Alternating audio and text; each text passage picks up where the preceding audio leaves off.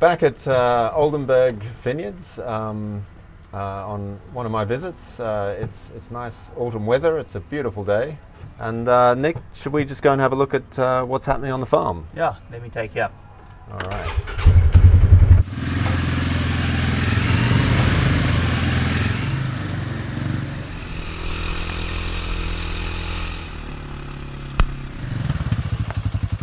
So we're at the top of Rondekop. Nick, what's happening on this block here that we've done a bit of clearing on?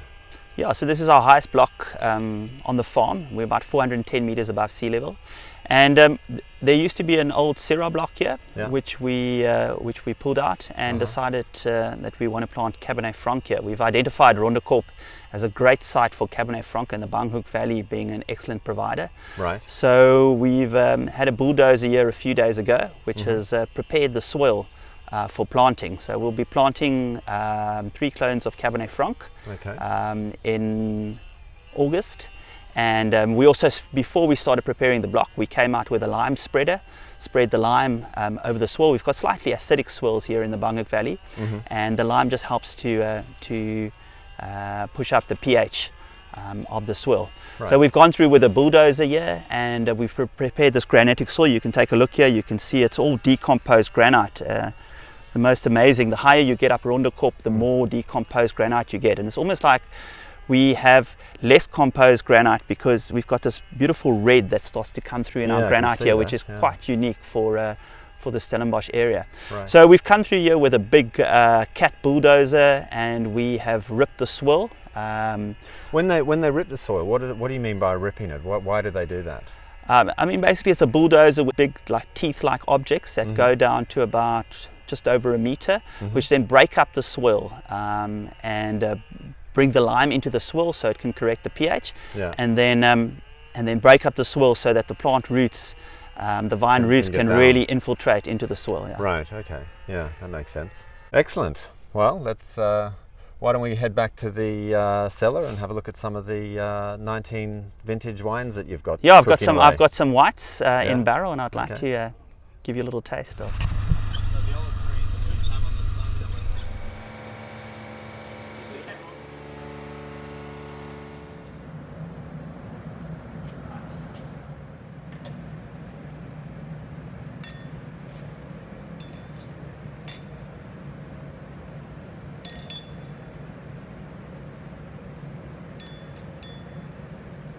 So what have we got here, Nick? So this is some Chardonnay from OV16, which is a block right next to the tasting room. So it's on very, very stony soil. About 60% of the soil is made out of big rocks. So the wine lends itself towards a flintiness. It's from a clone which is actually normally used for champagne varieties, but it gives us beautiful flintiness character that you'd normally get sometimes even on champagne. It's got a great nose, yeah. It's a lovely nose. Yeah, I love it. It gives white peach, that nectarine-y character, slight apricot in the background. And this is just finished fermentation. Okay. So it's finished fermentation. I'm not letting it go through malolactic because I wanted to keep the freshness of that beautiful acid that we get here in the Blanc Valley. So it's probably my favorite block on Oldenburg. Okay, when it comes to fantastic. Chardonnay. All right.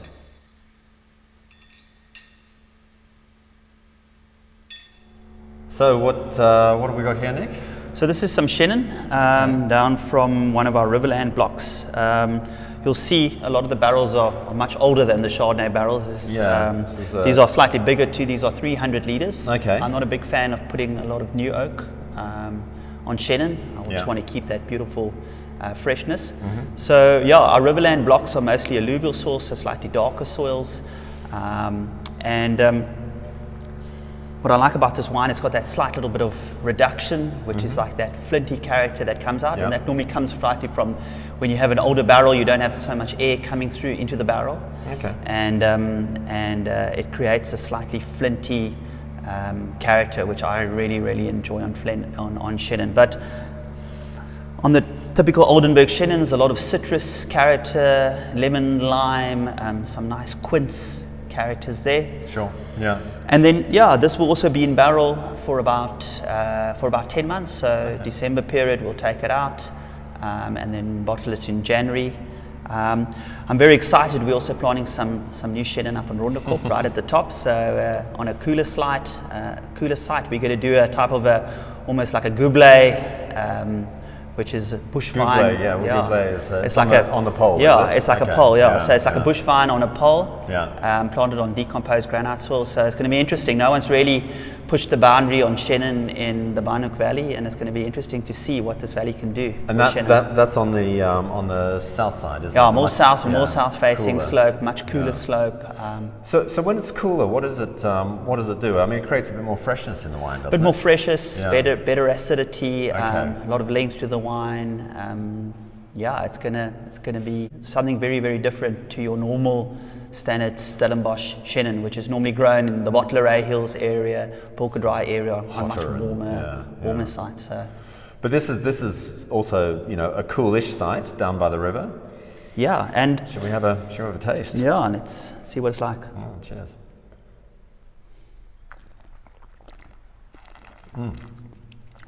That's got nice length. It's still the wine's acid's still standing apart slightly, but with time in the barrel that will integrate. And what we'll be doing is we've just started rolling the barrels. So the next time we taste this, it's going to be way more cloudy. And we roll the barrels every Monday morning backwards and forth.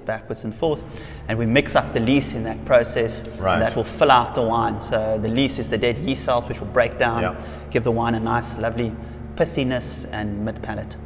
And the rolling is sort of more, the batonnage, as you explained the other day, is where you put the baton in the bung hole and stir it up. But when you roll it, it's a softer. Yes, it's a slightly more. You don't have that every time when you open the bung of the barrel to batonnage. You've got air coming in. You can think with the stirring action, you have a lot of air coming into the barrel. So with the rolling action, you don't get that oxidation. We don't open the bung hole at all. We just roll it backwards and forwards, and we get that same beautiful mixing action, but without the added. So you're basically trying to maintain the freshness. Exactly. By not having the oxidative reduction or something like that. You're getting there. Slowly but surely. I'm learning. But no, it's. I mean, so far so good. It's got a lovely nose. This and lots of potential. Still early days, it's going to be interesting to track this in the next few months and see where it goes. Cheers. Thanks very much.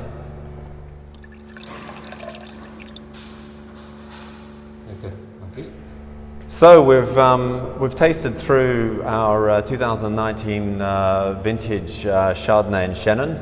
I think it's probably topical to say we're playing the game of whites here today.